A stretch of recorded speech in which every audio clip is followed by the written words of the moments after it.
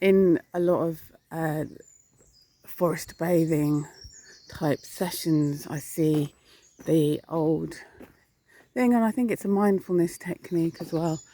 5 things you can see, 4 things you can hear, 3 things you can touch, 2 things that you can, what is it?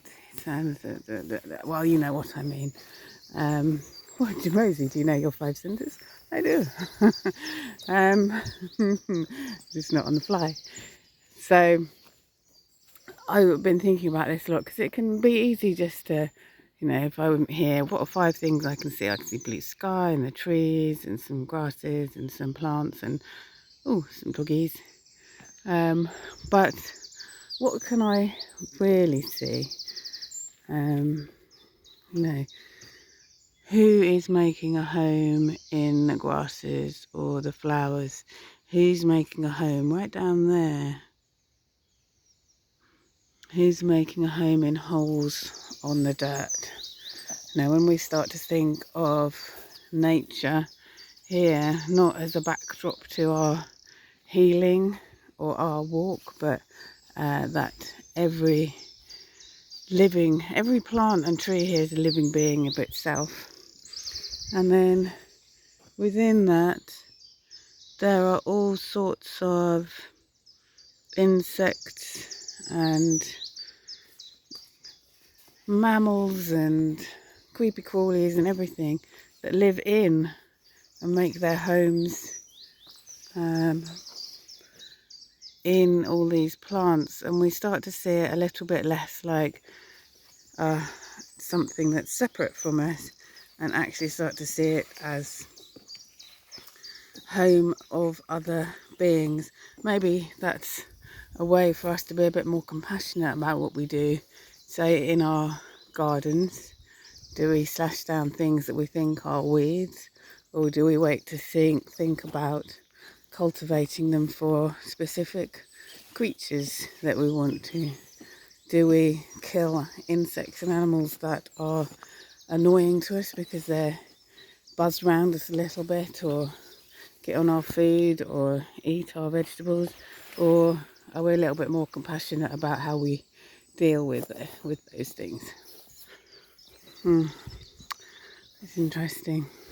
I think once you start to be a little bit more compassionate in the small world that you're living in, it'll start to impact on the larger world too. So this, or all these trees in 15 years time will be cut down to make cricket bats. In those 15 years they will have made a habitat for specific insects and animals, birds, that will then be devastated to make something as, well, to me, inane as a cricket bat. Is that a good way to deal with nature? I don't know. Just feel like so much time we spend thinking about what things are to us and less time wondering what things are for other beings. So yeah, that's what I wanted to say really. And see all this growth here and think, oh my god, it's so annoying to walk through. And we think we have to manage everything. The reason we have to manage everything is because we keep devastating the animals and things that would naturally help to control weeds or help to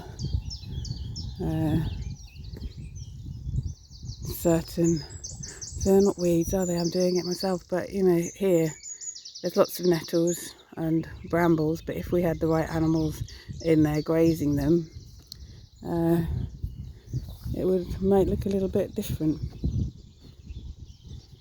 That's all I wanted to mumble on about today. I was going to talk to you about the feelings as well. So, if I wanted to do 5 things that I could feel today, at the moment I can feel the wind, I can feel the coolness of the shadow. I'll soon be walking into that sun and I'll feel the sun. I can feel the grasses and plants as I brush past them. I feel a little bit damp because I've walked through some thick undergrowth that's still got the dew on it. I could actually physically go and touch that tree, and then that brings me to note the different textures of bark on different trees and start to ponder why they're different. That pile of sticks over there that might look like a rubbish home to somebody. So let's, in our own mindfulness practices, not just use nature as a backdrop to our healing, but actually start to have a little bit more of an awareness and understanding of who lives where and what the benefits are.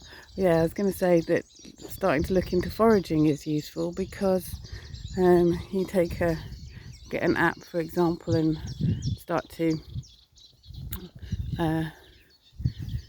identify all these plants.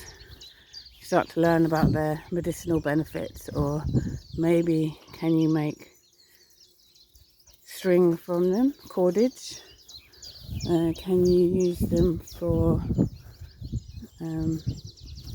anything to help with your day-to-day lives? Then you start to look at the world in a little bit of a different way. So that's it today. I just wanted, with so much happening, we've got a quarry coming up near us apparently, and they've just grubbed up a whole nother field to build houses, which aren't going to be nice, beautiful houses, or they're going to be crappy houses. I just think that we tend to go in there and see land as just something to utilise. Maybe we need to understand the actual life cycles of other things that are around us, other beings' needs. Maybe be a bit more compassionate with what we build and where we build it and how we build it. Right, have a good day. Look at that sun, look at that blue sky.